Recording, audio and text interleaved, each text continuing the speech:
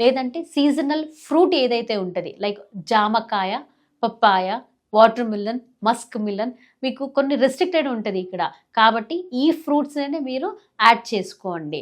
So, తీసుకోవద్దు like సపోటా, mango, పనస ఇవన్నీ హై కార్బోహైడ్రేట్స్ ఉంటది కాబట్టి ఎక్కువ యాడ్ చేయొద్దు.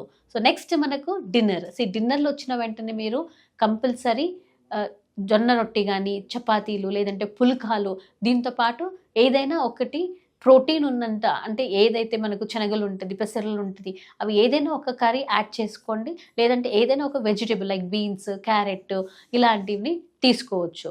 ఇది మీది రెగ్యులర్ రొటీన్ షెడ్యూల్ ఉంటది. ఇలా మీరు మంచిగా పాటించారంటే మీకు డయాబెటీస్ అనేది కంట్రోల్ ఉంటది. ఎక్కువ ఆకలి అనేది కూడా తగ్గుతది. సో, పడుకునే ముందు ఇంకా ఎవరికైనా లేదు మనకి ఇది సరిపోలేదు అంటే సమ్మర్‌లో మీరు ఒక గ్లాస్ బటర్ మిల్క్ తీసుకోండి. వింటర్స్ వస్తే గనక ఒక గ్లాస్ పాలు చిన్నగా చిటికెడు పసుపు వేసి తాగితే మీకు ఇమ్యూన్ సిస్టమ్ కూడా డయాబెటీస్ వాళ్ళకి పెరుగుతది. అలానే మీకు నిద్ర కూడా మంచిగా పడతది. ఇది మీది డైలీ షెడ్యూల్ రొటీన్ ఉంటది. ఈ డయట్ మీరు మెయింటైన్ చేస్తున్నారంటే గనక మీకు డైజెషన్ ఇష్యూస్ రాదు. అలానే మీ హోల్ డయట్ ఏదైతే యాడ్ కావాలి అది యాడ్ అయితూ ఉంటది.